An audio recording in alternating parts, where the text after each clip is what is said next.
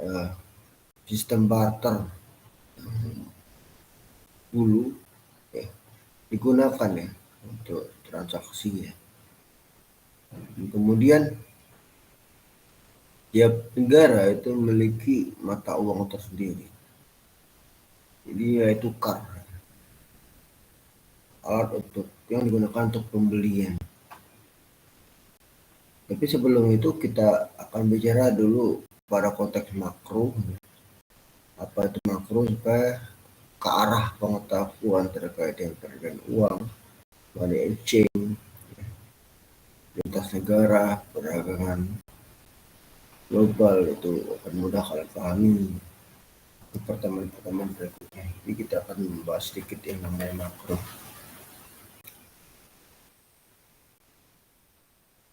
Apa sih ekonomi makro itu? Ini bagian dari ilmu ekonomi yang membahas secara keseluruhan perihal output nasional, pendapatan, belanja, dan implikasi terhadap pengangguran dan harga. Jadi tenaga kerja dan harga. Ya. Khususnya terkait dengan pengangguran, unemployment ya.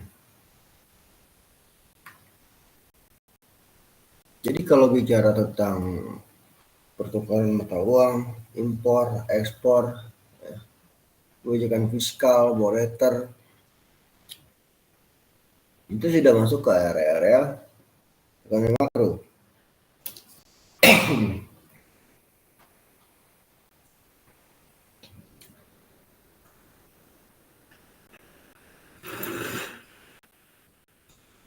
Jadi kalau makroeconomic theory dalam sejarahnya ya, itu di awal di Amerika sana, di masa 1920-an itu masa kemakmuran Amerika, dia mulai berubah ketika banyak pengangguran. Lalu ada publikasi dari Keynes ya tentang general theory of employment and interest and money, bunga dan uang. Oke, employment ya. Employment, interest dan money.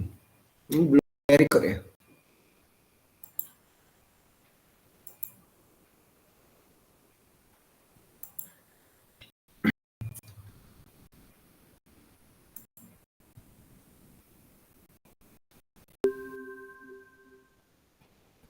Kemudian teori Keynes ini mempengaruhi ekonomi dan pemerintah ya. Setelah Perang Dunia Kedua.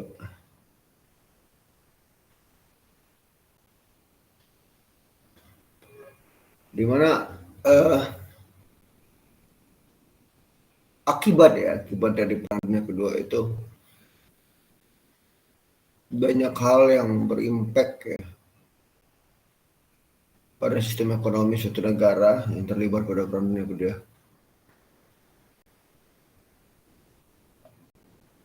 Dan kemudian di era 60-an itu makroekonomi mulai populer, mulai banyak ya teori-teori baru yang bermunculan nih.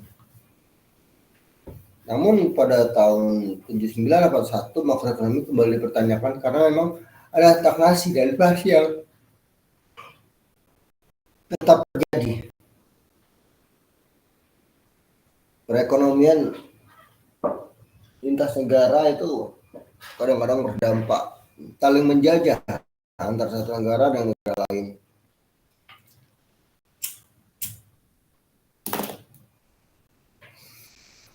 Khususnya mata uang ya. Itu siapa tuh?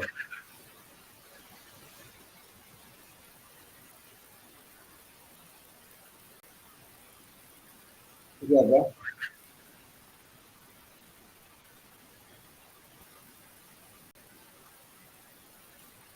Halo?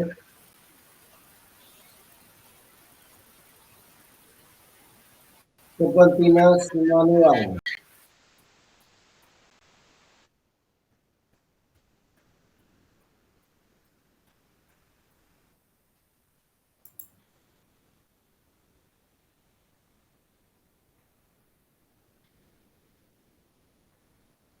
Atau ya, apakah kebetulan atau tidak di kelas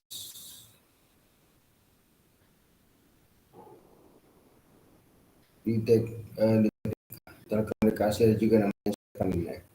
Ini Sepentina. Kenapa dok? Agak putus-putus dok suaranya. Maaf dok. Kamu tadi kenapa buka ini ya? Ke Mic-nya.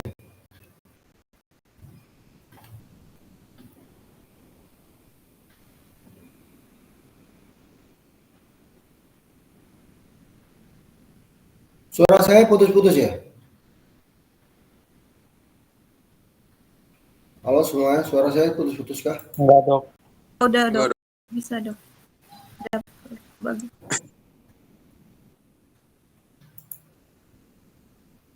Sekarang enggak kan? Lancar kan? Sekarang udah Lancar lancar, Dok. dok. Oke.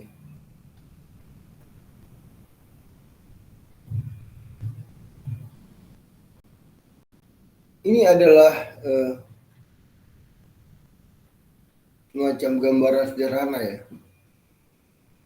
Komponen dari makroekonomik itu ada rumah tangga, perusahaan, pemerintah, dan terkait dengan segala sesuatu yang berhubungan sama ekonomi global ya.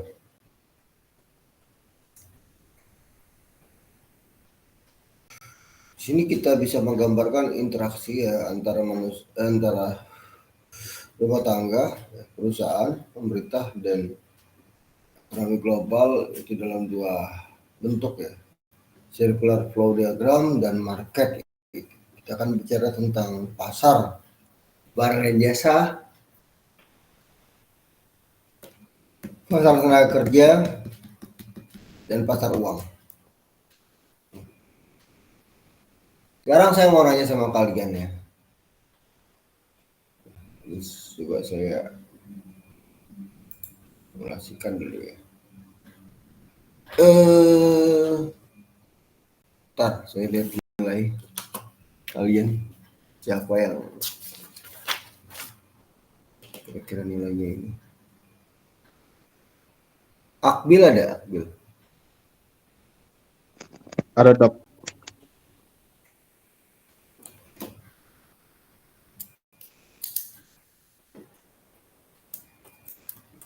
Saya kasih kesempatan kalian untuk ini. Kalau jawabannya bagus ya, tapi mungkin bisa akan berpengaruh. Akbil Marwah. Saya dok. Oke. Vicky Jaya ada. Hadir dok. Vicky. Lalu Ref Skin. Hadir dok. Oke. Jadi Akbil Marwah, kemudian Vicky dan Refkin ya secara berurutan ya. Saya akan bertanya, menurut kalian apa yang menyebabkan mata uang suatu negara itu menguat dan melemah? Faktor-faktor apa yang mempengaruhi?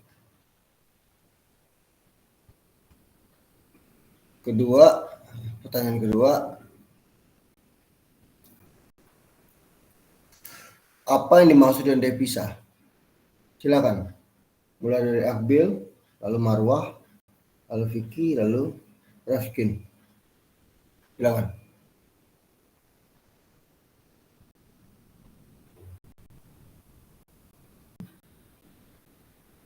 Mana Akbil?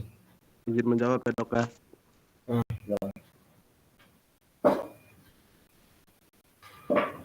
Kalau menurut saya, kenapa mata uang dari suatu negara itu bisa menguat dan melemah itu salah satunya itu ini, Dok.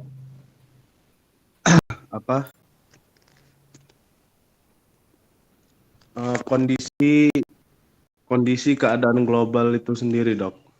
Misal kayak yang dijelasin dokter tadi, kalau misalnya global itu lagi ada perang atau lagi ada krisis, itu perekonomian dari suatu negara itu bisa melemah, Dok. Dan juga kalau faktor menguatnya itu mungkin dari apa? eh, situasi situasi yang sedang terjadi, Dok. Kalau menguat itu, Dok. Misal dari suatu negara itu misal menghasilkan minyak gitu, Dok. Dan global itu dunia itu lagi butuh minyak, misalnya di saat perang. Itu mungkin perekonomian dari suatu negara tersebut bisa meningkat, Dok. Menguat maksudnya, Dok. Udah, Kalau itu aja. apa, Dok? Hanya itu jawaban untuk pertanyaan pertama. Iya, Dok. Lanjut.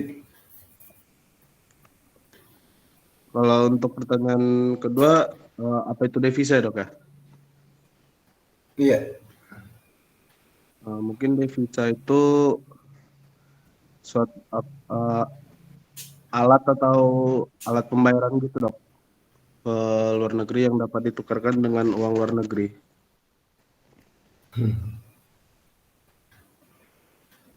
Mungkin sekian, Dok, jawaban dari saya, Dok. Terima kasih.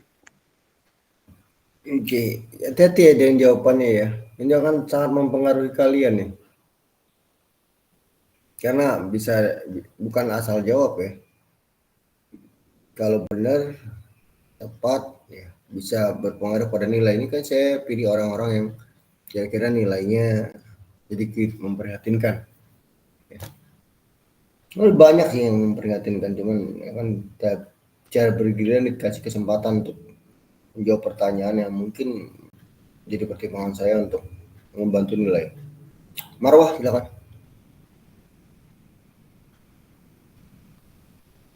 Mana Marwah? Saya dokter. Silakan. Eh, yang menyebabkan nilai mata uang suatu negara itu rendah itu disebabkan oleh beberapa faktor. Yang pertama itu defisit neraca perdagangan. Misalnya kita melakukan sering melakukan kegiatan impor, itu dapat membuat nilai suatu negara itu menjadi rendah. Terus di mana adanya kebanyakan percetakan uang, dokter. Terus yang membuat nilai rupiah menguat itu dengan kita tidak menimbun dolar dan menukarnya dengan rupiah. Terus kita dapat membeli produk lokal dengan membeli produk lokal, diharapkan kita dapat membantu masyarakat untuk mengurangi permintaan terhadap barang impor. Terus untuk yang pertanyaan kedua itu devisa. Devisa itu merupakan nilai mata uang asing yang dapat kita gunakan di luar negeri.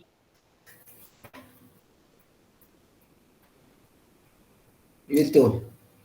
Yakin? Iya. Yakin tidak Iya, merevisi betul. jawabannya? Yakin tidak Yakin, merevisi? betul. Yakin ya? Vicky. Kalau saya Baik, mengingatkan lagi sudah meyakinkan, itu berarti masih memberikan kesempatan kalian ya. Oke, silakan. Vicky. Vicky. Ya, silakan. baik dok, izin menjawab. Jadi menurut saya, mengapa mata uang suatu negara itu melemah dikarenakan kontribusi suatu negara terhadap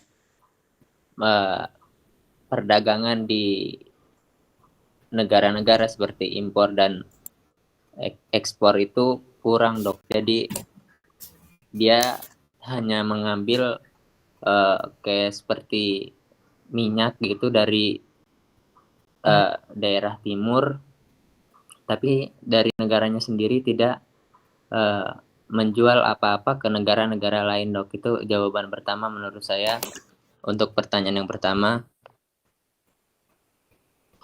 Untuk jawaban yang kedua itu devisa itu adalah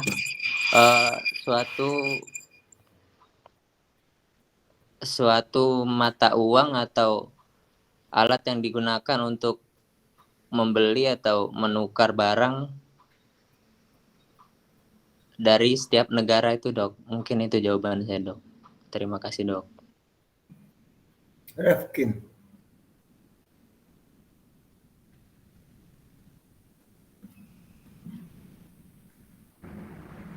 Oke, baik dokter, izin masuk, izin menjawab pertanyaan yang pertama, yaitu apa penyebab dari mata uang suatu negara itu menguat atau melemah. Nah, yang pertama itu menurut saya karena adanya inflasi yang terjadi di suatu negara tersebut. Contohnya kalau misalnya suatu inflasi tersebut, keadaan inflasi suatu negara tersebut rendah, maka mata uang tersebut dengan sendirinya akan menguat ataupun stabil, dokter. Nah, jika terjadi inflasi yang tinggi di suatu negara tersebut, maka hal tersebut dapat menyebabkan melemahnya mata uang dari negara tersebut, dokter. Terus juga misalnya itu terjadi kondisi ekonomi di suatu negara. Misalnya kondisi ekonomi suatu negara yang kuat ataupun dia dapat mendapatkan pertumbuhan ekonomi yang stabil, maka mata uang negara tersebut akan menguat, dokter. Apabila sebaliknya atau terjadi krisis ekonomi di suatu negara tersebut, maka mata uang negara tersebut akan melemah, dokter. Mungkin itu sih dua penyebab ataupun dua faktor yang mempengaruhi menguat dan melemahnya dari mata uang suatu negara, dokter. Terus apa itu devisa? Devisa sendiri adalah alat pembayaran, dokter, yang digunakan di luar negeri ataupun dapat ditukarkan di luar negeri sebagai alat pembayaran gitu, dokter. Contohnya itu dapat berupa mata uang asing, dokter. Mungkin itu jawaban dari saya, dokter. Terima kasih. Oke. Masih belum ketemu jawaban yang kira-kira jelas, mudah dipahami ya. Dan masih ngambang, masih general. Jadi sebenarnya jawabannya sangat sederhana sebenarnya. Ada yang menggambarkan bahwa apa sih sebenarnya yang membuat suatu mata uang suatu negara itu menguat dan melemah, apa sih faktornya dan bagaimana caranya agar mata uang suatu negara itu menguat ya. Dan devisa itu sebenarnya apa sih ya. Sebenarnya ada jawabannya, kira-kira mudah untuk dipahami ya. Coba saya kasih kesempatan lagi beberapa dari kalian. Kori ada Kori? Saya dokter. Kori, kemudian Yuni Dahlia, kemudian Sardiana, kemudian Erika Jelita. Cara berturut-turut. Silakan jawab pertanyaan yang sama. Silakan. Mulai dari Kori, silakan. Mungkin kalau dari saya, dokter, yang membuat mata uang menguat dan melemah itu pendapatan negara. Terus untuk pengertian devisa itu sendiri, mata uang asing yang digunakan sebagai transaksi internasional. Apa tadi yang devisa apa? Mata uang asing yang digunakan sebagai transaksi internasional. Oke.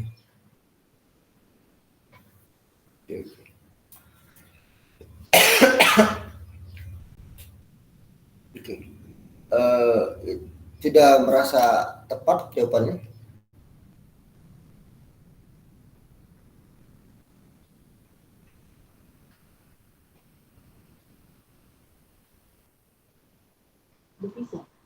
Oke, lanjut Yuni Dahlia. Jangan.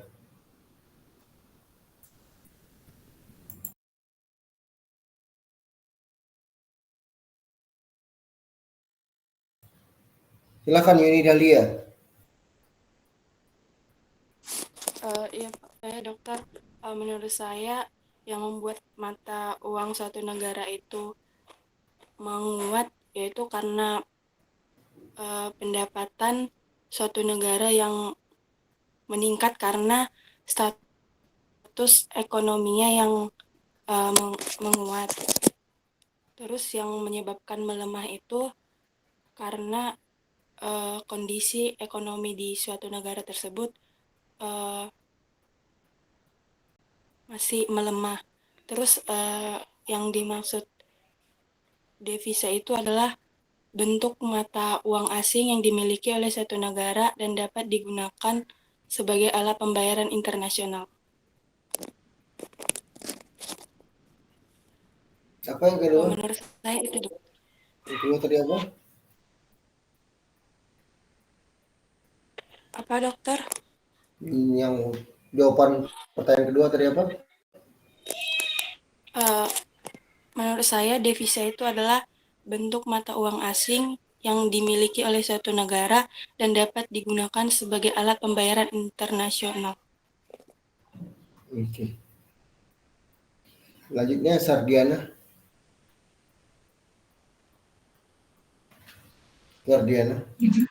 Izin masuk ya dokter. Kalau dari saya, apa sih yang menyebabkan nilai mata uang suatu negara itu menguat dan melemah itu?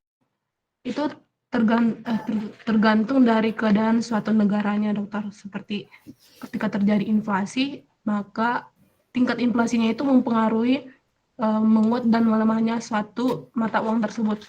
Dan juga ekspor dan impor. Kalau dia semakin banyak mengekspor, maka nilai mata uang suatu negara itu semakin meningkat. Kalau dia semakin banyak mengimpor, mungkin nilai mata uangnya itu melemah. Dan definisi dari devisa itu, menurut saya devisa itu seperti sumber pendapatan dan juga alat pembayaran luar negeri yang dapat ditukarkan ke dalam suatu negara. Begitu dokter.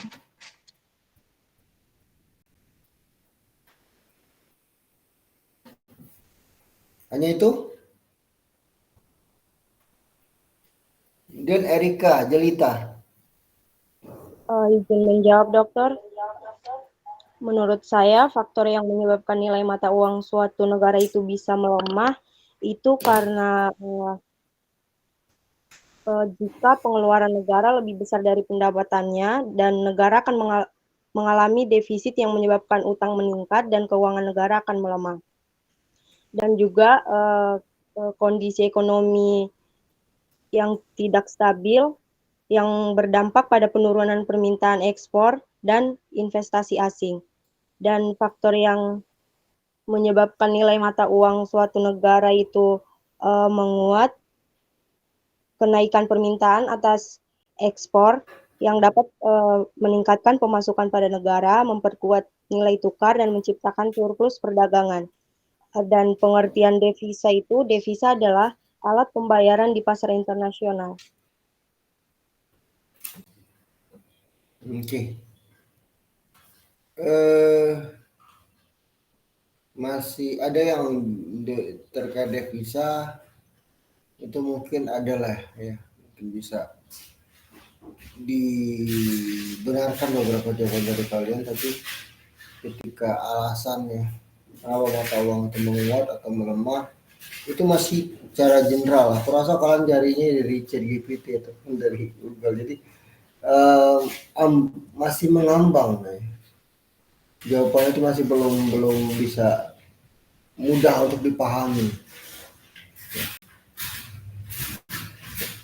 Coba saya tanya sama Miftahul Fajar ya. Miftahul Fajar, kira-kira bagaimana sih cara supaya mata uang suatu negara itu menguat? Silakan.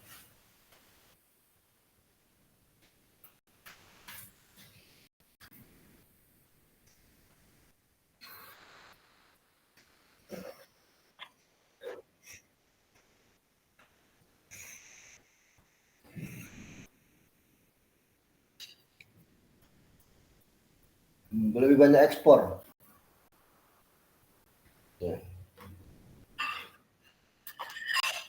Lanjut sekarang. Ekspor itu gimana cara memperbanyak ekspor?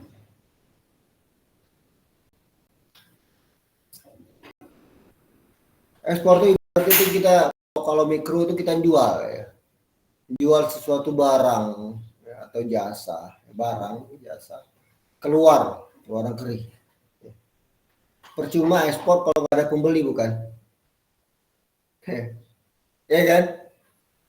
Ekspor itu terjadi kalau ada negara pembeli produk kita. Ya. Lalu apa yang kita ekspor?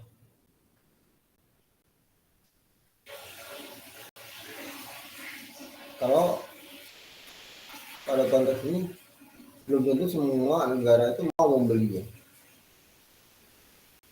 Oke, coba saya tanyain lagi ya. Sama Marwah dulu, Marwah. Saya ulang lagi Marwah. Kasih kesempatan. Saya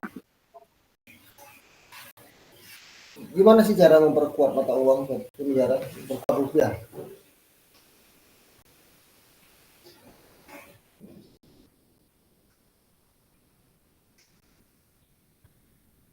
Bagaimana caranya? kalau menurut saya dengan kita membeli produk dalam negeri sendiri, dok.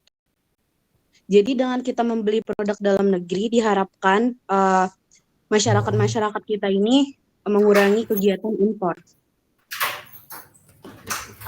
Coba Dini Damanik.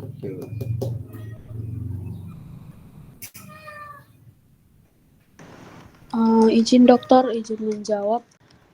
Untuk cara memperkuat suatu mata uang suatu negara itu, yang pertama itu menaikkan suku bunga, dokter. Karena dimana ketika suku bunga kita tinggi, maka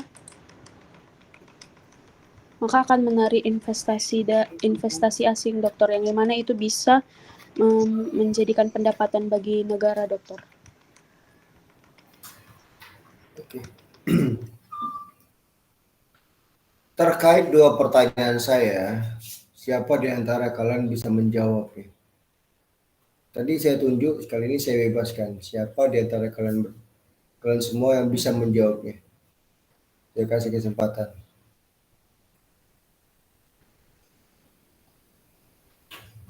Dua pertanyaan saya yang saya tanyain pada dua kloter ya, dari April sampai Revkin, dari Kori sampai Erika tadi. Ada yang bisa menjawabnya?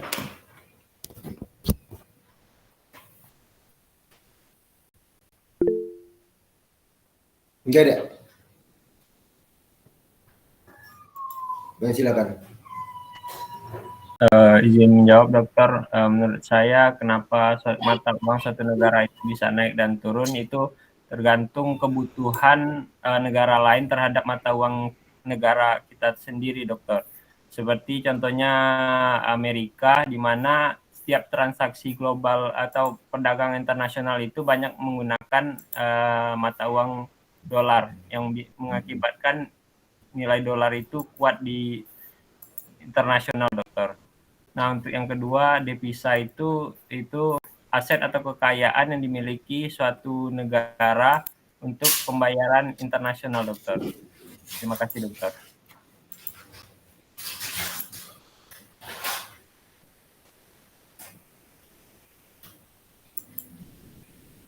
Betul ya? Aduh, gimana ya? Oke, begini anak-anak ya. Mata uang itu sekarang pada konteksnya supaya kalian paham, dalam mata uang itu ibaratkan produk. Oke. Paham sini ya? Mata uang itu diibaratkan produk.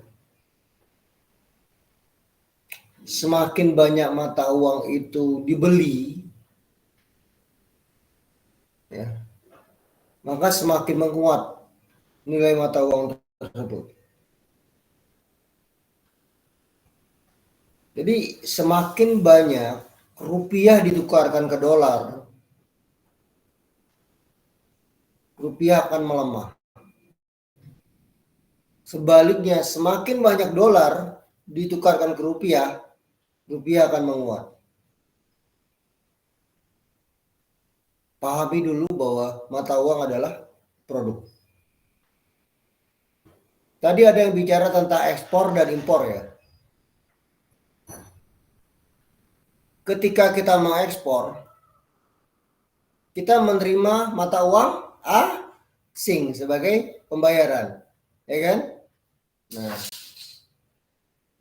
dan ketika kita mengimpor, kita harus membayar ke negara lain dalam bentuk mata uang asing. Pahami itu dulu ya. Nah, ketika kita mengekspor, kita kan dapat mata uang asing kan? Ya. Mata uang asing itu jadi devisa. Ketika suatu saat mata uang kita melemah, mata uang asing ini kita tukarkan, kita bakar, kita jadikan rupiah. Proses ketika mata uang asing ditukarkan ke rupiah, itu yang menguatkan rupiah. Paham maksudnya? Ya. Ketika kita ngimpor, kita butuh mata uang asing kan? Nah, ketika kita membutuhkan mata uang asing kan kita menukarkan rupiah ke mata uang asing kan, ke dolar. Proses ya, menukarkan rupiah ke dolar ya, yang terjadi itu melemahkan rupiah. Jadi pada konteksnya ya, rupiah itu menguat apabila banyak ditukarkan. Banyak mata uang asing ditukarkan ke rupiah, rupiah akan menguat. Sebaliknya, semakin banyak rupiah ditukarkan ke mata uang asing, maka rupiah akan melemah. Makanya ada istilah kita harus memperbanyak ekspor. Kalau memperbanyak ekspor, penerimaan mata uang asing akan banyak. Ngerti kan? Nah, ketika mata uang asing ini kita terima banyak, kita simpan sebagai devisa. Itulah devisa itu mata uang asing kan. Jadi ketika suatu saat rupiah melemah, mata uang asing ini kita tukarkan ke rupiah. Semakin banyak rupiah dibeli, maka semakin banyak mata uang asing ditukarkan rupiah, ya, maka rupiah menguat. Paham? Jadi apa yang disampaikan tadi ada yang nyampaikan Marwah kalau salah ya. Marwah nyampaikan kita harus menggunakan produk lokal. Ini jelas kalau kita menggunakan produk lokal ya, otomatis kita berkurang impor ya. Tapi itu tidak akan berfungsi apa-apa. Hanya mengurangi usaha kita untuk menukarkan mata uang kita ke mata uang asing. Karena apa? Ketika bertransaksi global, ketika kita pengen impor barang, otomatis kita harus menukarkan dulu loh mata uang kita dengan mata uang asing. Contoh begini, Revkin sama saya, Kin, kita ini ya transaksi produk ya. Saya jual suatu produk ke kamu, ya kan? Kamu harus bayar dengan dolar. Kamu nggak ada dolar ya? Nggak ada dolar ya? Terpaksa kamu menukarkan uang mata uang kamu, misalnya rupiah kan, ke dolar. Kondisi kamu nukarin uang itu membakar rupiah kan, buang rupiah, beli mata uang asing, sehingga melemahkan rupiah kamu. Karena transaksi kita pakai dolar, ya kan? Ataupun misalnya transaksi kita pakai yen. Wah, yen aku dikit ini. Mau bayar Pak Andika. Terpaksa aku harus jual beli yen dulu. Nah, ketika kondisi kamu membeli yen itu, maka rupiah akan melemah. Nangkep kan? Nah, makanya kalau negara-negara misalnya kayak Malaysia itu pariwisatanya kuat, itu salah satunya adalah ketika turis asing datang ke negara mereka, otomatis mau tidak mau mereka menukarkan mata uang luar ke mata uang ringgit Malaysia, begitupun Indonesia. Jadi kenapa ada istilah bahwa semakin kuat sektor pariwisata misalnya, maka itu akan membantu devisa negara. Benar. Karena ketika turis asing datang, mereka bawa duit mata uang negara mereka masing-masing. Dan ketika mata uang mereka itu ditukarkan ke rupiah, itulah kondisi di mana rupiah itu menguat. Semakin banyak rupiah dibeli dengan mata uang asing, maka semakin menguat rupiah. Makanya ada istilah TKI itu sebagai pahlawan devisa. Kenapa TKI jadi pahlawan devisa? Karena mereka dapat perolehan gaji di negara asing dan mereka menukarkannya ke dalam rupiah ketika mengirimkan keluarga mereka di Indonesia. Semakin banyak mata uang asing ditukarkan ke rupiah, itu akan menguatkan rupiah. Kecuali kalau sekarang ini ada istilahnya itu nggak lewat bank, nggak lewat jalur resmi, jadi lewat apa namanya, agen-agen itu yang sangat-sangat sayangkan sekali ya. Jadi tidak menguatkan rupiah. Ada tenaga kerja Indonesia yang supaya penerimaan di Indonesia yang besar, dia lewat agen-agen khusus ya, nggak lewat bank atau jalur resmi. Itu nggak terlalu bantu devisa. Tapi ketika mereka ya mengirimkan uang pakai jalur resmi Indonesia ya, untuk keluarganya ya, jadi otomatis mata uang asing misalnya dolar, ada yang kerja di Amerika kan, ketika dia mengirimkan uang ke keluarga mereka, itu kan namanya membakar dolar membeli rupiah, ya kan? Nah, ketika dia membeli rupiah pakai mata uang asing itu untuk dalam konteks mengirim keluarganya ya, Indonesia, kondisi itu yang menguatkan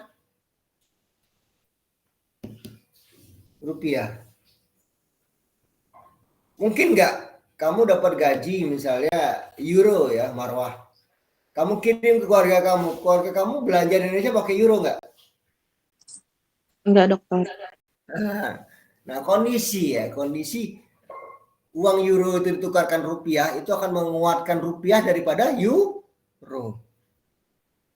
Apa yang terjadi 98 itu adalah ketika secara massal investor-investor asing dari Amerika yang nyimpan uang di Indonesia secara massal itu menukarkan atau menarik uang mereka di Indonesia dalam bentuk rupiah, dibawanya ke Amerika, dan otomatis harus terjadi pertukaran kan dari rupiah ke dolar secara masif ya. Paham kan? Jadi ketika 98 tuh banyak kan investor Amerika itu secara masif ya, narik uangnya dari Indonesia ke negara mereka, dan otomatis ketika narik uang itu kan terjadi pertukaran ya, karena di negara mereka butuh dolar ya, jelas uang mereka rupiah di Indonesia ditukarkan ke dalam bentuk dolar untuk bisa ditarik ya, ditabung di negara mereka Amerika. Dan ketika pertukaran besar-besaran terjadi, otomatis mata uang kita jatuh. Di situ bisa dipahami?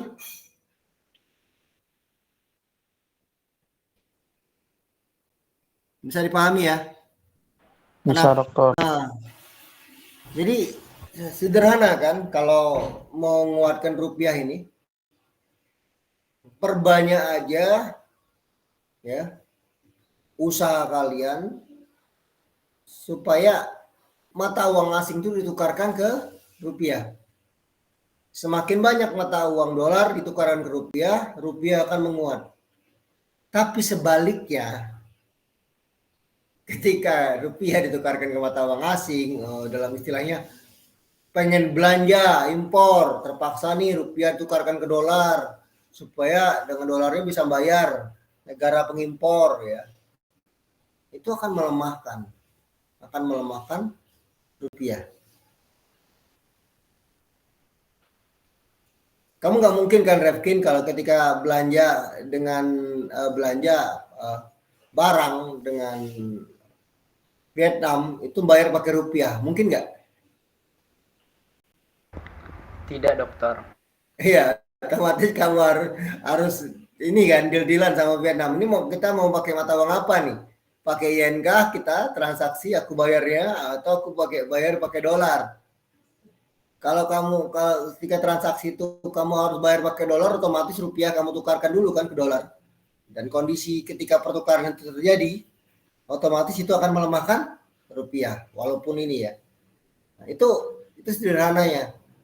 Jadi ketika ada istilah ya, perbanyak ekspor, kurangi impor, itu dalam konteks perbanyak kita menjual sehingga kita dapat memperoleh lebih banyak mata uang asing, kurangi kita mengimpor sehingga kita mengurangi jumlah mata uang kita ditukarkan ke mata uang asing. Ya. Nah, itulah kenapa ada kan kalian pernah dengar yang namanya pemerintah Indonesia itu meminta agar orang-orang Indonesia yang punya tabungan di luar negeri itu ditarik ditarik ya, simpanan di luar negeri untuk dibawa ke Indonesia. Ada nggak? Pernah nggak dengar? Pernah nggak ada dengar bahwa ada instruksi dari pemerintah Indonesia agar semua orang Indonesia yang punya tabungan di luar negeri itu untuk memindahkan tabungannya ke dalam negeri? Ada nggak? Pernah dengar? Jadi Kemenq, ya, Kementerian Keuangan, itu menginstruksikan seluruh orang Indonesia yang punya tabungan luar negeri untuk segera menarik tabungan mereka di negara masing-masing, ya, negara tempat mereka nabung, dibawa uangnya ke Indonesia. Diminta untuk nabung di Indonesia. Hal ini cara tidak langsung kan sederhananya begini. Ketika mereka itu narik uangnya di negara lain, dibawa ke Indonesia, otomatis akan terjadi pertukaran di situ kan. Karena saya punya tabungan di Amerika, itu tabungannya dolar semua, ya kan. Ketika saya bawa uang saya ke Indonesia, ke Bank Indonesia atau ke bank-bank yang Indonesia, saya tarik uang saya di Amerika ke Indonesia, otomatis semua dolar yang saya punya di Amerika, di bank di Amerika itu akan ditukarkan ke rupiah, dan itu akan menguatkan rupiah.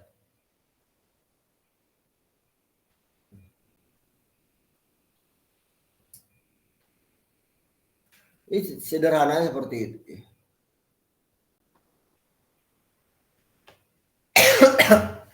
Bisa dipahami?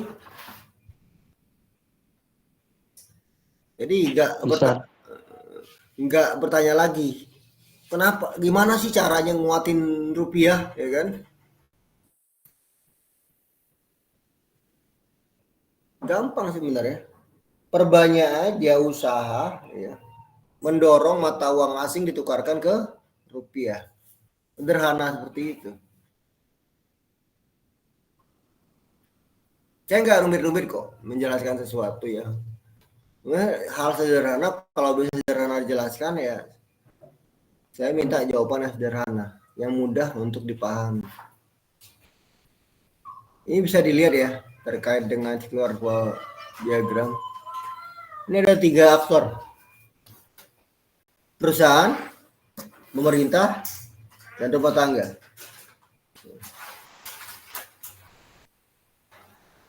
Jadi perusahaan itu membutuhkan rumah tangga ya, sebagai konsumen. Begitupun rumah tangga membutuhkan perusahaan sebagai aktor yang menyediakan barang dan jasa bagi rumah tangga. Rumah tangga itu akan bayar taks, ya, pajak. Pemerintah pada konteks ini memberikan kesejahteraan, bunga, dan transfer pembayaran dan lain-lain. Begitupun perusahaan ya, dikenakan tax ya. Dan otomatis juga pemerintah itu membeli barang dan jasa ya dalam konteks ekspor, transaksi dan lain-lain. Ini ada fungsi ya, fungsi dari perusahaan itu menyediakan barang dan jasa bagi kebutuhan publik, khususnya rumah tangga. Dan ada kewajiban hubungan pajak ya, baik dari perusahaan maupun rumah tangga pada pemerintah. Ada istilah sederhana ya, mungkin kalian ini yang sedikit menggelitik saya ya, ketika saya bertemu dengan seorang alumni ya. Pak, negara tidak membantu kita untuk nyari kerja, Pak. Negara nggak bantu kita untuk nyari kerja, cuma paling nunjukin lowongan kerja. Ya. Tetapi ketika saya dapat kerja, Pak, negara duluan yang menarik uang dari saya lewat pajak. Jadi dapat gaji pertama udah dipotong pajak, ya kan? Padahal negara tidak memberikan bantuan ketika nyari kerja, tapi ketika dapat kerja gajinya udah dipotong negara dalam berupa pajak.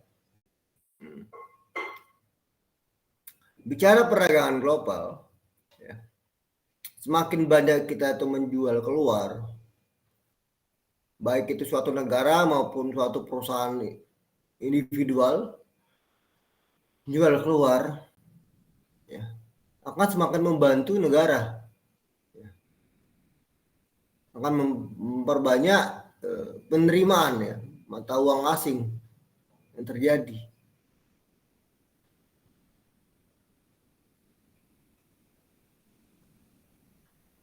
Harapannya di masa depan ya, yang impor, yang ekspor itu bukan hanya ini ya, bukan hanya negara, tapi yang ekspor itu perusahaan-perusahaan yang ada pada suatu negara. Ya. Impor itu ditekan ya, dengan cara menyediakan barang ya, mencukupkan ketersediaan barang di dalam negeri. Nah, baik, sekarang saya mau nanya sama kalian ya. Ini ada beberapa nama.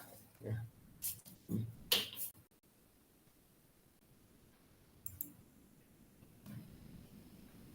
Saya tunjuk atau lebih baik saya ini ya, saya minta kalian angkat tangan ya. Tapi lebih baik saya tunjuk ya, biar sekalian absen saya.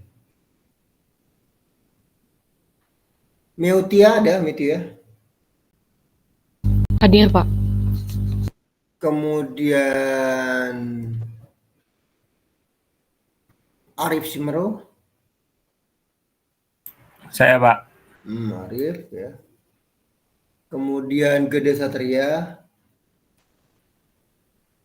Kemudian Saya, Pak. Intan Restunya dan Kevin. Oke. Iya, Pak. Oke. Kalian berlima ya, cara berturut-turut ya. Mutia, kemudian Arif, Gede, Intan, dan Kevin.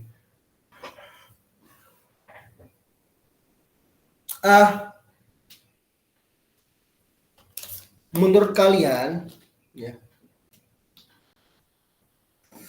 coba apa yang kalian ketahui terkait dengan ekspor dan impor? Kenapa kita harus mengimpor suatu produk dari negara lain? Jadi, pertama, apa yang kalian ketahui tentang ekspor dan impor? Ya. Jelaskan sedetail mungkin. Dan kedua, kenapa kita harus impor suatu produk dengan negara lain, dari negara lain? Silakan, mulai dari Mutia. Baik, izin menjawab dokter. Kalau setahu saya ekspor itu kegiatan mengirimkan produk gitu ataupun jasa dari negara kita ke negara orang lain. Nah, nanti negara kita, negara Indonesia itu dapat penghasilan dari proses pengiriman jasa dan juga produk ke luar negeri tersebut. Nah, setelah itu kalau impor adalah kegiatan untuk membeli atau mendapatkan produk ataupun jasa dari negara lain, dokter. Dan kita harus membayar hasil dari perdagangan tersebut. Nah, kenapa suatu negara harus ekspor dan impor? Karena balik lagi ke kebutuhan negara tersebut, dokter. Jadi mungkin negara kita ini ada berlebihan sumber daya alam, itu bisa diekspor ke negara lain yang membutuhkan. Jadi negara lainnya itu membeli dari kita. Nah, kalau impor berarti kebalikannya, kita yang membutuhkan suatu produk atau jasa. Di negara kita tuh belum ada atau belum cukup sumber daya yang ada, akhirnya kita membeli dari negara lain, dokter. Jadi untuk memenuhi kebutuhan negara itu. Itu. Cukup jawabannya? Ya, ada tambahan? Masih kasih kesempatan ini, ada tambahan? Cukup, dokter. Oke. Kenapa kita harus ngimpor? Ya. Pengennya ekspor aja, kenapa harus ngimpor, gitu kan? Silakan, Arif. Izin menjawab dokter. Untuk yang pertama, kenapa kita ekspor? Tujuannya ekspor itu adalah kegiatan menjual barang dalam negeri ke luar negeri. Tujuannya itu untuk meningkatkan devisa suatu negara. Sedangkan kalau impor itu membeli barang dari luar negeri, tujuannya itu untuk memenuhi kebutuhan di dalam negeri. Gitu, dokter. Ada. Gede. Izin masuk dokter. Untuk pengertian ekspor dan impor itu, untuk ekspor kegiatan atau pengiriman barang atau jasa ke negara lain. Jadi kita ngejual produk kita ke luar negeri. Terus untuk impor, membeli barang atau jasa dari negara lain. Itu artinya kita membeli produk dari luar negeri untuk digunakan di dalam negeri. Mengapa kita harus ekspor? Itu yang pertama untuk menambah devisa negara. Terus yang kedua untuk memenuhi kebutuhan dalam negeri juga, dokter. Terus mengapa kita harus mengimpor? Itu yang pertama, tidak ada produk tertentu di dalam negeri, jadinya mengharuskan kita untuk mengimpor dari luar. Terus kualitas produk yang lebih bagus dari luar negeri, dokter. Terus juga untuk ada juga untuk harganya yang lebih murah, dokter, yang dari luar. Cukup sih, dok.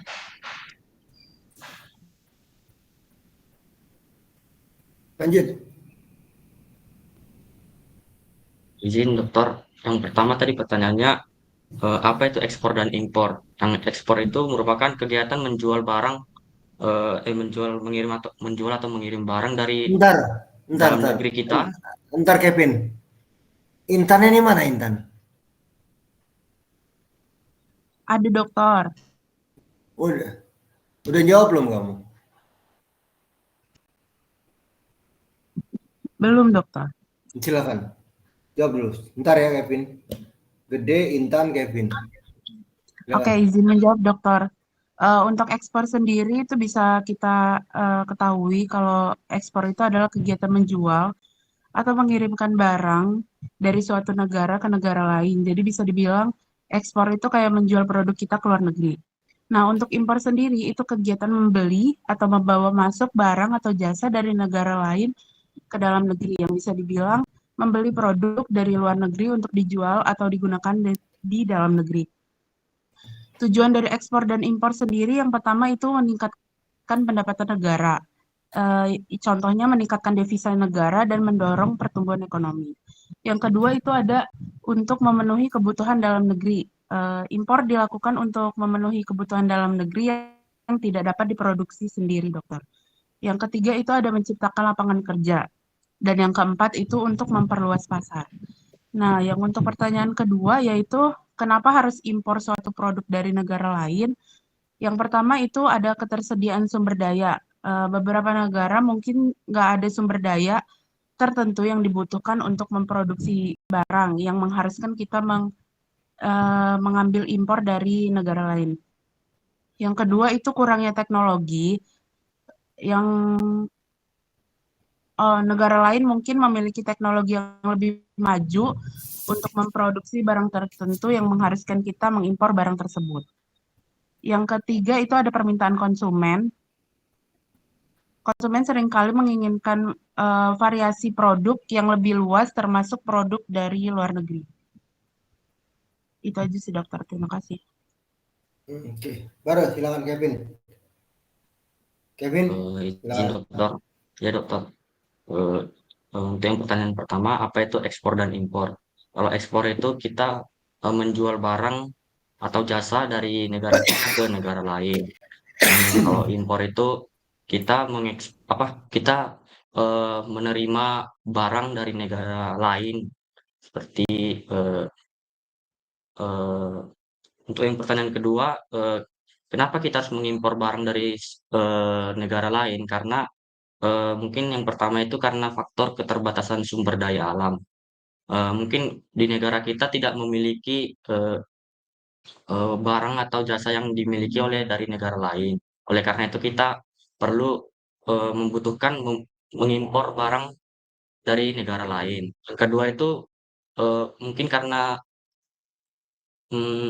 biayanya biaya di biaya barang atau jasa di luar negeri itu lebih murah dibanding dari negara kita sendiri. Oleh karena itu makanya diperlukan eh, impor barang dari negara lain. Yang ketiga itu mungkin memperluas jaringan pasar.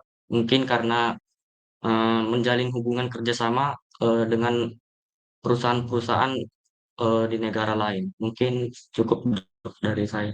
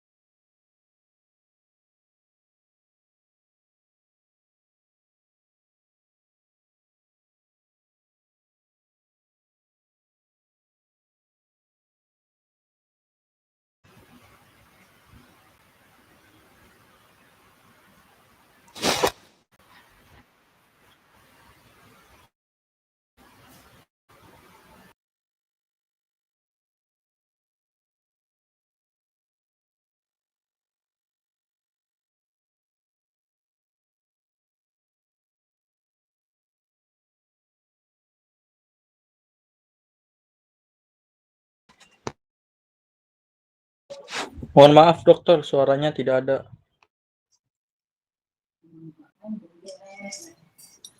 Halo, absensi ya, absensi nanti saya akan lihat ini ya.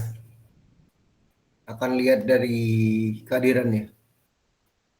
Suara saya udah jelas? Sudah dokter.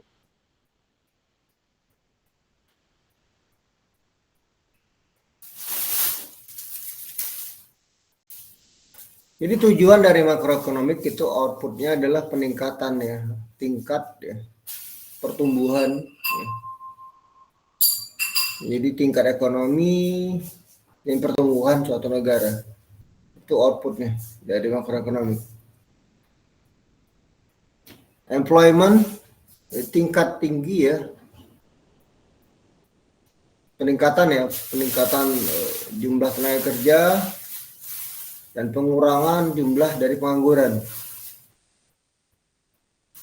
Kemudian harga-harga yang stabil dan pasar internasional di mana ekspor dan impor itu equilibrium ya. Dan pertukaran ya, nilai pertukaran yang stabil. Ini ya yang menjadi tujuan target makroekonomik secara umum.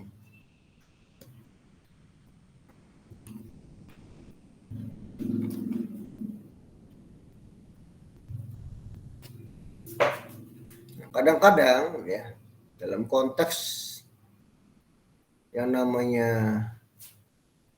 total output dari suatu ekonomi itu ada istilah gross national product GNP.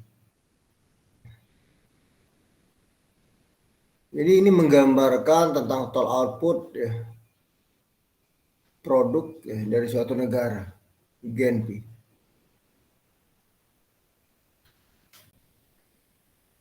Ini salah satu yang indikator yang menggambarkan bagaimana ya ini ukuran ya, ukuran komprehensif tentang total output total ekonomi dari suatu negara ya, dan dibandingkan dengan negara lain.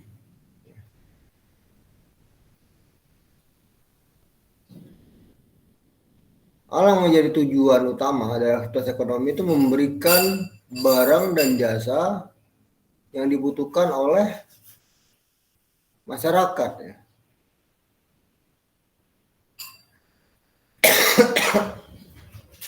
Dan seperti sebelumnya udah kita pelajari ya, ada demand, ada supply.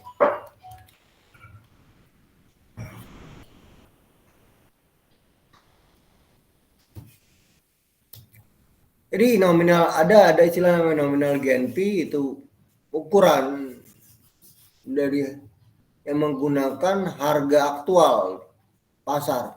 Sementara real GNP itu perhitungan berdasarkan harga konstan.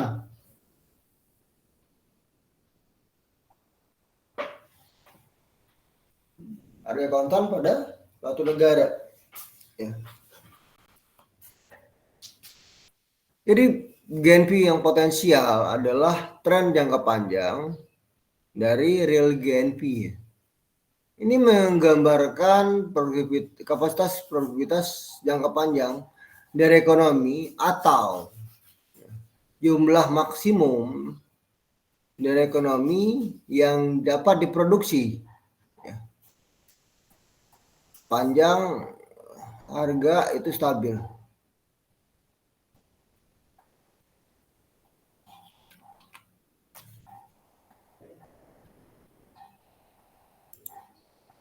Nah ini bisa dilihat ya, garis equilibrium yang potensial GNP, yang mana yang aktual GNP. Ya. Jadi potensial GNP itu sifatnya itu mengikuti harga tahun tertentu. Jadi mudah untuk melihatnya, lurus gitu. Karena dia ngikutin harga konstan. Sementara aktual GNP bisa berfluktuatif ya. Ya, karena ngikutin harga-harga real ya, harga-harga ini ya, harga-harga aktual pada setiap tahun. Itu perbedaannya seperti itu.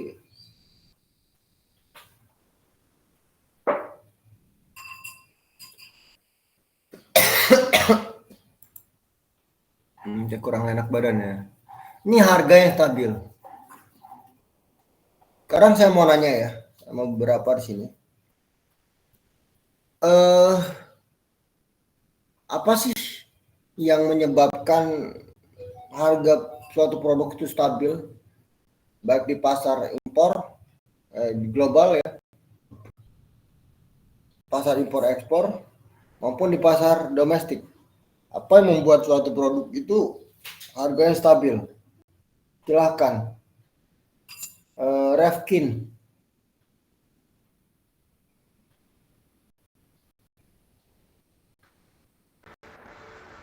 Repskin ya dok? Iya. Oke, baik, apa yang membuat suatu harga itu stabil ya dok? Yang pertama adalah menurut saya itu adalah tingkat perekonomian suatu negara tersebut sendiri. Jika perekonomian negara tersebut stabil, maka otomatis harga ataupun harga suatu produk dalam negara tersebut akan cenderung stabil, dan juga harga produk tersebut tidak mudah untuk turun gitu dok.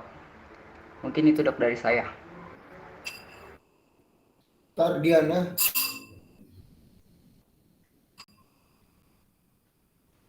Izin menjawab ya dok. Menurut saya apa yang mempengaruhi kestabilan harga suatu produk itu, yang pertama itu permintaan dari konsumennya sendiri, kayak jumlah barang yang dibutuhkan. Terus yang kedua yaitu tinggi rendahnya biaya produksi pada saat memproduksi suatu barang yang hendak dibelinya. Yang ketiga yaitu selera dari konsumennya, kayak semakin tinggi selera dari konsumennya itu, maka harganya itu semakin mahal dok. Oke. Revita.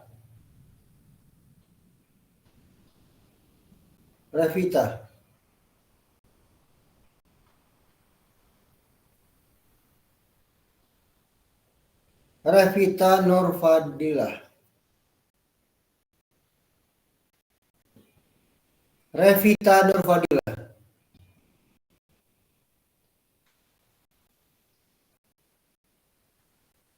Revita Nurfadilah.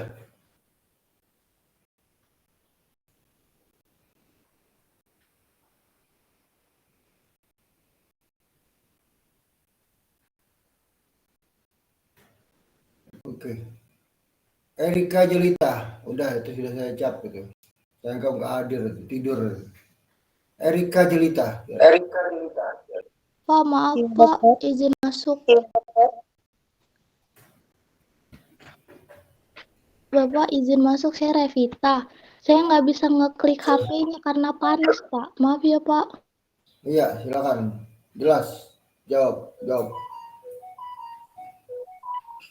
Izin Pak, kalau izin jawab Pak, kalau menurut saya itu untuk gimana dia tetap harganya tetap stabil itu tuh yang pertama itu tuh ini Pak, apa itu namanya, dari permintaan konsumennya. Jadi ketika permintaan konsumen itu tuh banyak dan meningkat, dia tidak akan menambah atau mengurangi harga dari suatu produk. Jadi dia akan stabil, konstan di situ saja Pak. Jadi kayak semisalnya konsumen sudah menerima harga produk dengan harga seperti itu, berarti konsumen itu tidak ada rasa keberatan untuk membeli produk tersebut Pak. Jadi dia tetap di harga segitu Pak. Terima kasih Pak. Hanya itu jawabanmu. Izin menjawab Pak. Iya Pak. Oke. Saya ada pertanyaan unik ya, terkait dengan harga. Dalam periode sekitar tahun awal ya, kira-kira tahun antara 2005 sampai 2012 lah ya, yang paling krusial di antara itu ya. Di 2006 sampai 2012. Ini yang tingkatan yang harganya krusial banget. Kalian cari tahu ya terkait dengan harga CPO atau minyak kelapa sawit ya. Itu mengalami peningkatan pada periode 2008 atau sekitar 2007 gitu ya. 2009 ya. Dan tentu untuk menstabilkannya ya ada trik yang dilakukan oleh pemerintah. Nah, sekarang saya tambahin juga terkait dengan karet. Kita tahu ya, salah satu penghasil karet itu adalah Pulau Sumatera. Dan tentunya karet ini menurun ya, nilai jualnya menurun. Awal-awalnya stabil, harganya tinggi, tiba-tiba turun.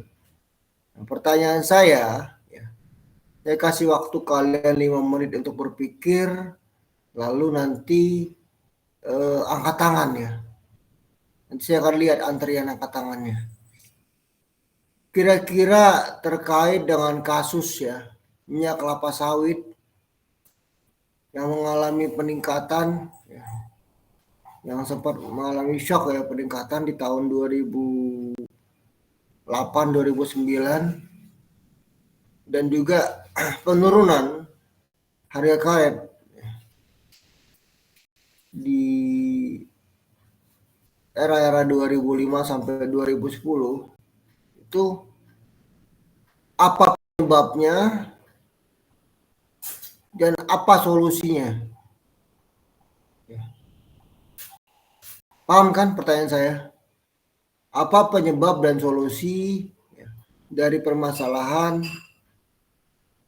sehubungan dengan harga CPO yang tinggi pada di antara 2005 sampai 2010 dan begitu juga harga karet yang turun drastis dari 2005 sampai 2010. Silakan cari jawabannya, cari informasinya ya.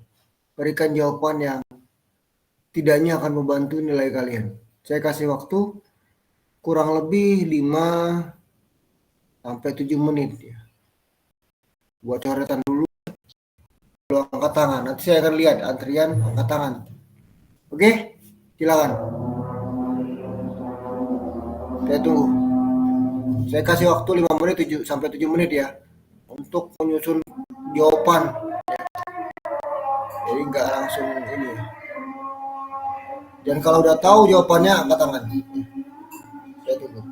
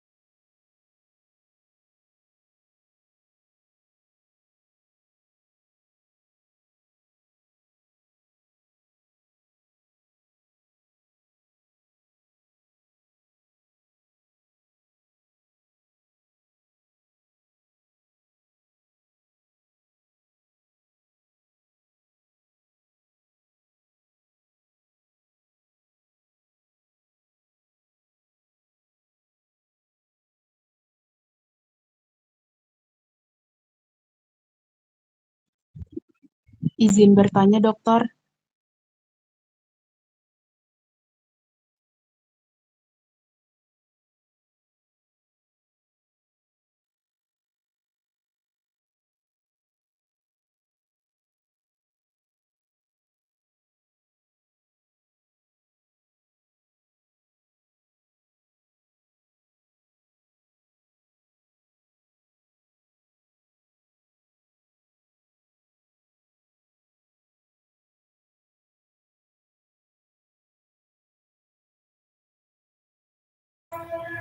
Ada yang sudah punya jawaban?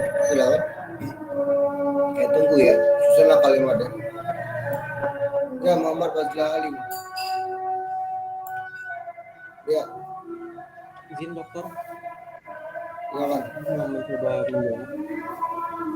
Jadi dokter sempat menjelaskan bahwa di tahun 2005 sampai 2009 kurang lebih 2005 sampai 2010 gitu. Nah itu harga minyak kelapa sawit meningkat, sedangkan harga itu melemah, gitu kan dokter. Nah dari pandangan saya, kalau mungkin dari pendapat saya itu kalau misalnya pada tahun itu kita sedang gencar-gencarnya nah,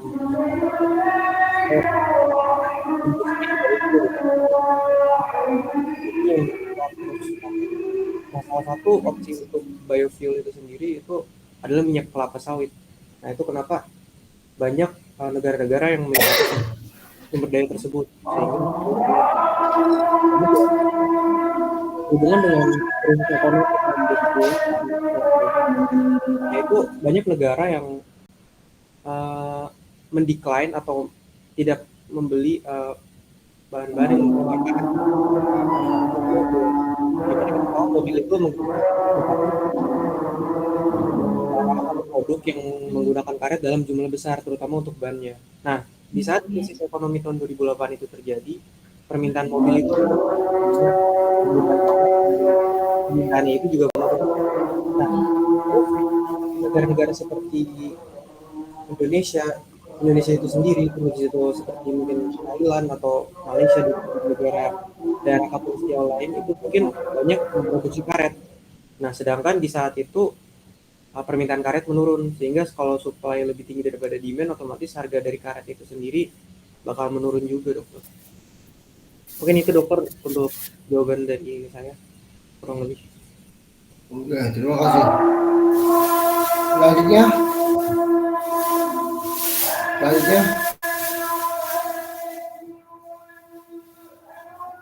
Ada lagi? Saya tunggu ya. Angkat tangan kalau sudah ini ya, punya jawaban.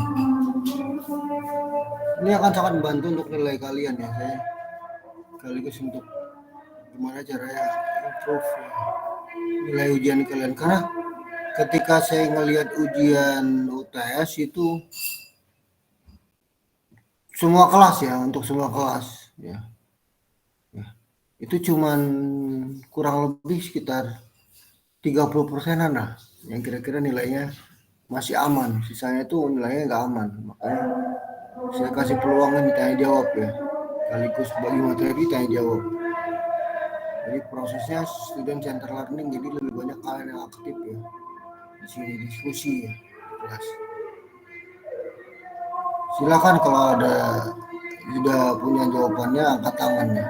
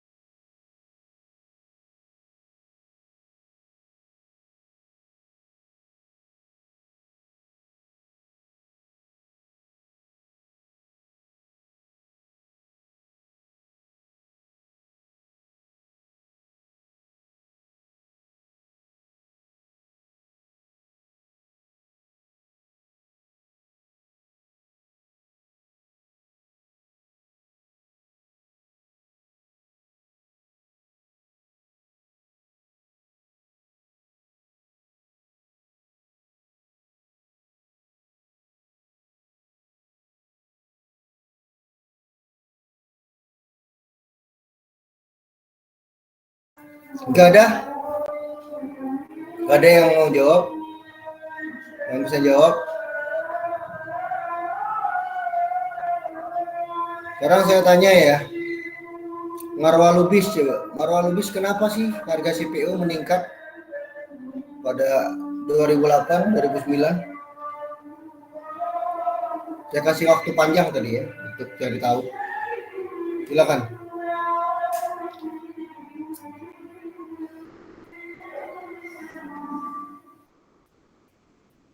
Silakan.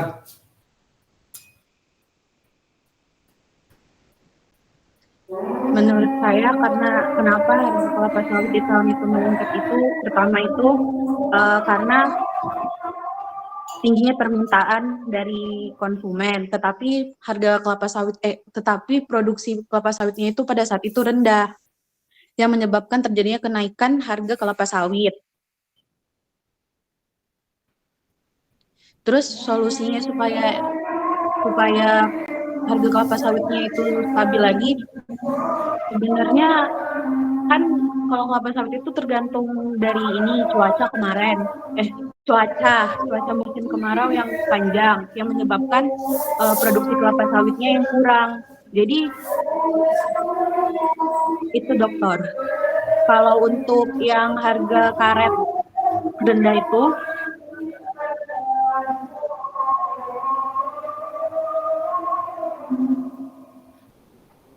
permintaannya yang sedikit, kebalikan dari yang kelapa sawit tadi mengalami permintaan yang sangat tinggi. Di karet itu permintaan konsumen terhadap karet itu termasuk yang rendah. Terus peningkatan kualitas karet yang menurun. Upayanya bicara tentang studi kasus yang terjadi di Indonesia. Upayanya apa? Upaya agar petani tetap memperoleh harga yang layak itu misalnya kita dengan memperbaiki mutu karet dan memperbaiki nilai karet di pasaran, dokter. Oke. Ini tentang kasus yang terjadi di Indonesia ya sebelumnya. Itu zaman ini kami masih kecil ataupun mungkin masih TK ya. Nilai uang nilai harga karet itu rendah ya. Dan kondisinya juga CPU itu harganya di pasar domestik itu tinggi. Saya minta kalian nyari tahu tadi ya. Lalu buat jawaban ya, alasannya kenapa yang menyebabkannya. Coba sekarang Revita Nurfadilah. Izin menjawab, yang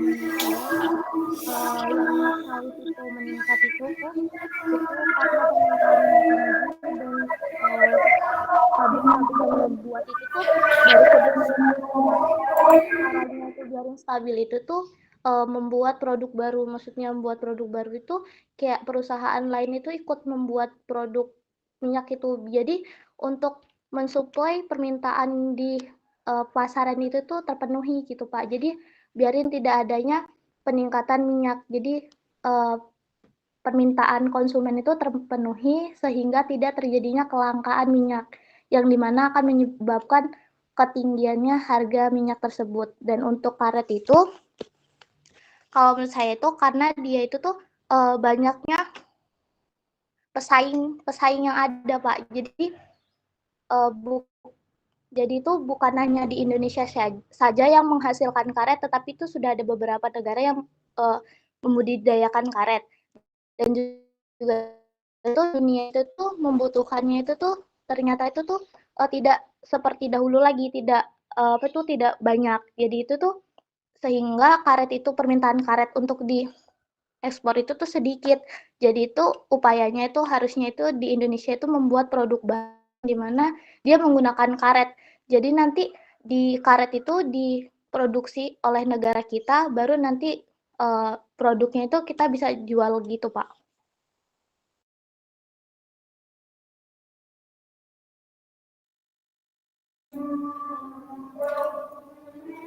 Saya akan coba tanyain ke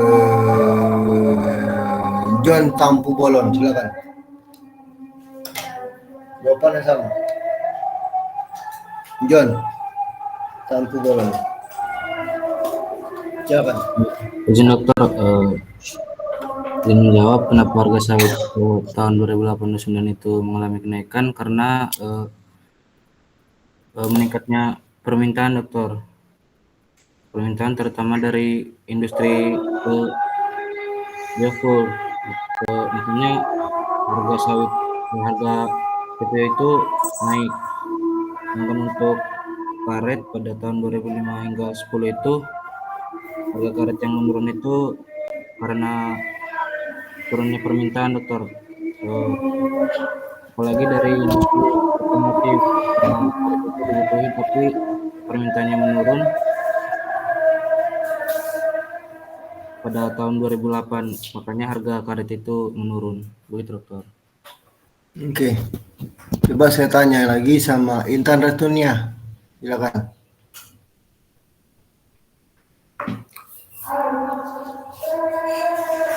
Baik, dokter Intan. izin menjawab.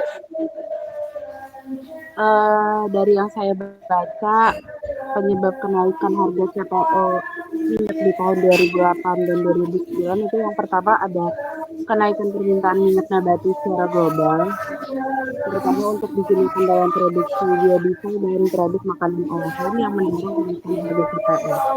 Yang kedua itu ada krisis keuangan global pada tahun 2008 yang menyebabkan investor mencari aset safe haven seperti komoditas termasuk CPO sehingga mendorong kenaikan harga. Yang ketiga itu ada cuaca ekstrim yang membuat keterbatasan pasar. Selain cuaca ekstrim itu ada serangan hama penyakit dan kebijakan pemerintah terkait perkebunan kelapa sawit di beberapa negara produsen utama yang menyebabkan keterbatasan pasokan CPO. Solusinya yaitu yang pertama, negara produsen CPO perlu mendorong diversifikasi produk turunan kelapa sawit untuk mengurangi ketergantungan pada fluktuasi harga CPO. Yang kedua itu ada meningkatkan produktivitas perkebunan kelapa sawit melalui penerapan teknologi modern dan praktik pertanian yang berkelanjutan. Yang ketiga juga Ketiga apa? Terus.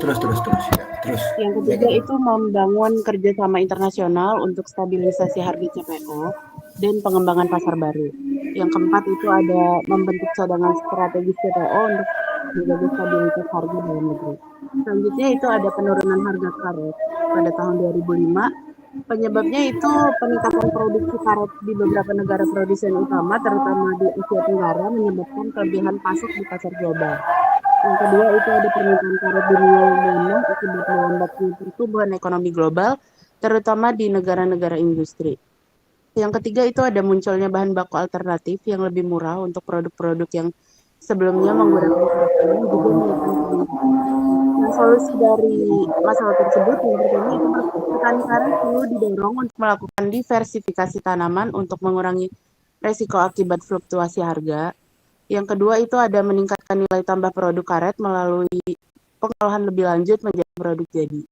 Yang ketiga itu ada membuka pasar baru untuk produk karet, misalnya dengan menggunakan produk karet itu yang memiliki nilai tambah. Yang keempat itu ada negara produsen perlu meningkatkan kerjasama untuk mengatur produksi dan stabilisasi harga. Oke. Ini menarik loh. Ini beberapa yang kamu dapetin itu informasi itu. Ini menarik. Makanya saya langsung ini merespon. Memang harga di tingkat luar global tuh tinggi. Ya. Harga global tuh tinggi. Ya. Ketika harga global tinggi, harga di luar negeri itu tinggi, ya harga CPU di tingkat global tinggi. Apa yang kamu Rifki Maulana, kamu jual ke pabrik yang membutuhkan bahan baku material CPU di dalam negeri, atau kamu jual keluar CPU kamu?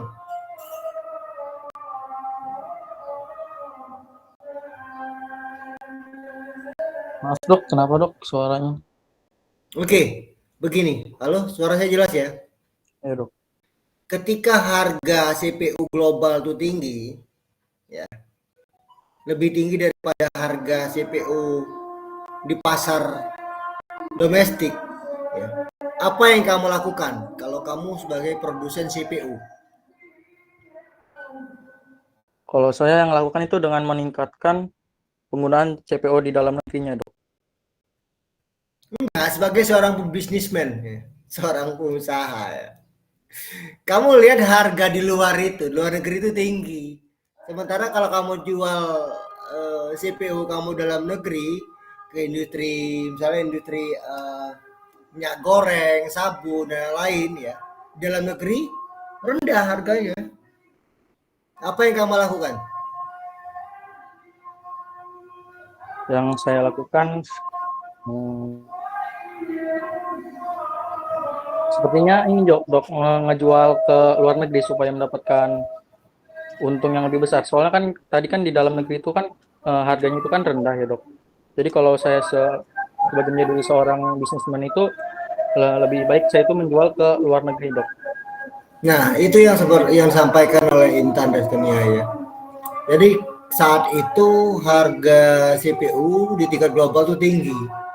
Kebanyakan ya perusahaan kelapa sawit di Indonesia itu akan menjualnya keluar, mengekspornya keluar. Ya. Akibat dampak itu terjadi kelangkaan ya, material CPU di dalam negeri untuk kebutuhan industri minyak goreng, sabun, minyak wangi dan lain-lainnya. Pokoknya semua industri yang butuh bahan mentah atau bahan material CPU itu kesulitan dapat bahan material, ya kan? Karena kebanyakan perusahaan CPU ya atau perusahaan kelapa sawit menjual hasil perkebunannya ya bentuk CPU itu ke luar negeri.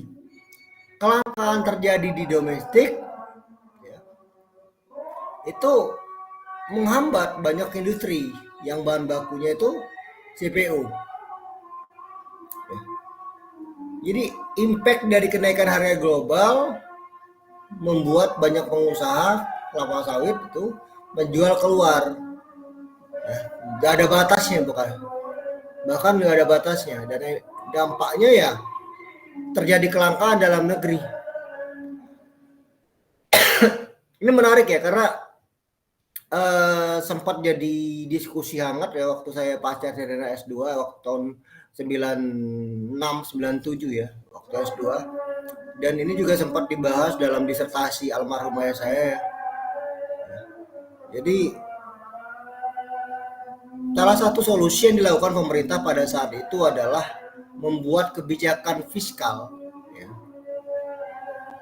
Kebijakan terkait dengan ekspor, impor. Ya. Jadi pemerintah memberikan kebijakan bahwa seluruh perusahaan CPU perkebunan kelapa sawit hanya boleh mengekspor 40% sampai 50% ya kalau salah. Ingat saya 40-50% ya. Hasil produksi CPU-nya ke luar negeri. Sisanya harus dijual di pasar domestik agar tidak terjadi kelangkaan CPU di dalam negeri. Karena ketika terjadi kelangkaan CPU dalam negeri bukan hanya jumlah bahan baku berkurang pada industri yang butuh CPU, tetapi akan menghambat ya berdampak pada output harga-harga semua turunan hasil olahan dari CPU. Jadi harga sabun naik ya. Harga minyak goreng naik ya. Impact dari kelangkaan dari bahan bakunya. Jadi bahan bakunya langka, harga bahan bakunya naik, harga output barang jadinya pun naik. Nah, karena itu pemerintah membuat kebijakan kepada seluruh perkebunan sawit hanya boleh menjual ke luar negeri pada kisaran 40-50% dari hasil CPU-nya. Sehingga ketersediaan CPU dalam negeri dapat terjaga. Ya. Jadi menghindari kelangkaan yang terjadi dan agar ketersediaan bahan baku bagi beberapa industri yang butuh CPO itu tersedia sehingga harganya stabil. Lalu terkait dengan karet ya, sedikit memprihatinkan ya. Pertama pada saat itu ya, India sudah mulai nanam karet ya. Otomatis ada pesaing. Ya, semula orang-orang tuh beli dari negara kita karet SIR 5, SIR 10, SIR 15 ya. SIR itu kepanjangan standar Indonesian Rubber. Ya. Saya banyak berteman sama orang-orang Kapindo dulu karena ayah saya di perkebunan ya. Jadi pada saat itu ya banyak yang menggambarkan bahwa adanya ya, peran dari India itu membuat perkebunan karet ya, itu berdampak pada jumlah pembelian produk Indonesia, karet Indonesia, dan itu berdampak benar karena banyak orang, banyak negara yang membeli dari India ketimbang Indonesia. Akibat dari semakin banyaknya produsen karet, ya, akibat terlalu banyaknya pilihan ya, produsen karet, ya, mengakibatkan harga karet turun drastis.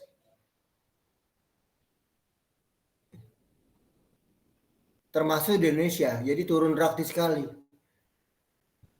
Banyak orang kan lebih beli dari India karena lebih dekat dengan negaranya ketimbang Indonesia yang jauh, dan tentunya harganya masih cukup tinggi.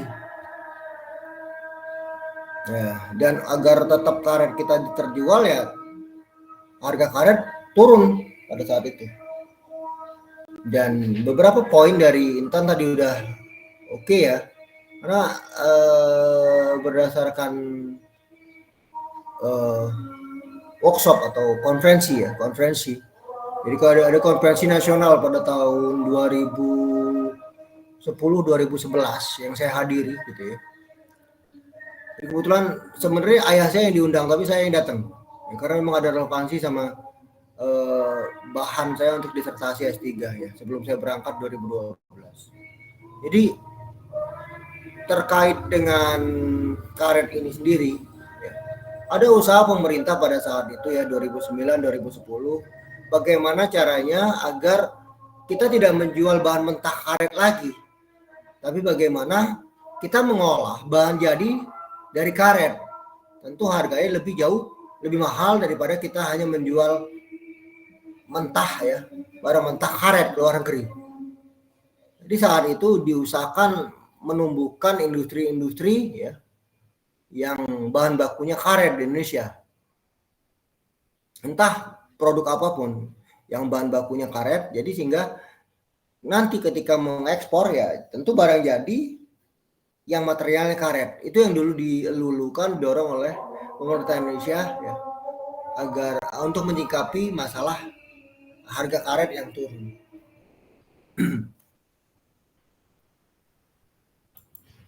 Itu ya, kita akan banyak studi kasus ya. Nah ini tadi kita bicara tentang pasar ya, internasional ya, perdagangan internasional ya. Jadi pada konteks ini kadang menguntungkan, kadang juga merugikan ya. Dan semuanya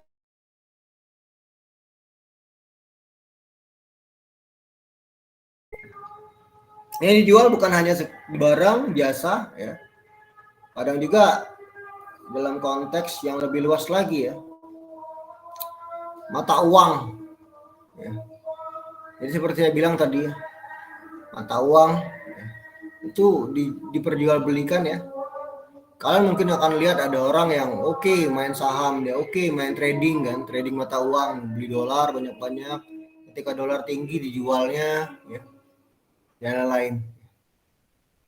Ini pasar internasional ini bisa dibilang adalah pasar potensial ya bagi investor. Ya. Ada di situ juga konteks ya, hutang ya antar negara ya. Dan hutang suatu negara itu bisa meningkat, bisa menurun. Ya. bergantung dari kemampuan negara itu ya, dalam mengurangi ketergantungannya dengan pinjaman luar negeri, dan juga termasuk penguatan mata uang, penguatan mata uang rupiah. Sebagai contoh begini, mata uang domestik ya. Sebagai contoh begini, utang Indonesia itu anggap aja dalam dolar itu misalnya 100 juta dolar, anggap saja ya 100 juta dolar. Pada kurs 10.000. Kalau hutangnya 100 juta dolar dalam kurs 10.000 berarti berapa, Rifki? Berapa rupiah? Berapa dok tadi dok? 100 juta? Dolar. Dan 1 dolar 10.000. Berarti berapa rupiah?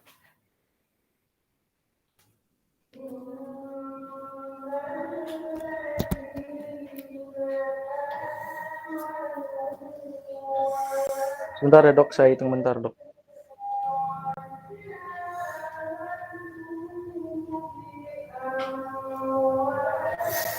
Seribu triliun ya ini ya. 100 juta dikali 10.000. 1000 triliun ya. Rupiah ya. 1 triliun rupiah dok. Oke, 1 triliun. 1000 miliar ya, 1 triliun. Iya dok, 1000 miliar. Nah, kalau kursnya 10.000. Ya. Tapi kalau rupiah menguat jadi 1.000, otomatis kalau dirupiahkan berapa?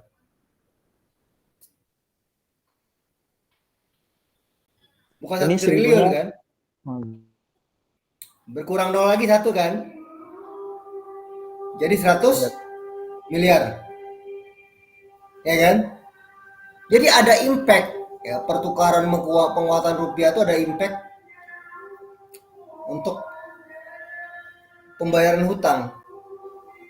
Jadi kadang-kadang kita menguatkan dulu rupiah sehingga beban pembayaran hutang kita lebih ringan. Ya. Jadi sering kali bilang, oh hutang Indonesia meningkat ya. Kalau mata uangnya juga melemah ya jelas meningkat. Dan hutang negara itu dibatasin. Negara itu maksimal ya, hutangnya itu 30% dari GDP, dari GDP, Gross Domestic Product. Tidak boleh lebih ya, dari 30% GDP-nya.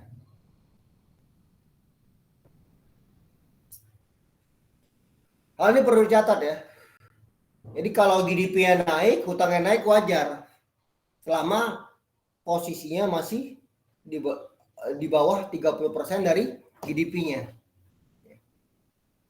Itu batas ya, aturan ya, yang ditetapkan ya, secara internasional. Suatu negara itu hutangnya maksimal itu 30% dari GDP-nya. Ini suatu negara nggak boleh hutangnya itu lebih besar dari atau lebih besar 30%, lebih besar daripada 30% GDP-nya. Termasuk Indonesia ya, ada batasannya. Saat ini persentase hutang terhadap GDP kita masih sangat kecil ya. Kalau nggak salah masih kisaran belasan gitu. Jadi masih aman. Karena GDP kita terus tumbuh tinggi. Nah, ini yang menjadi poin penting.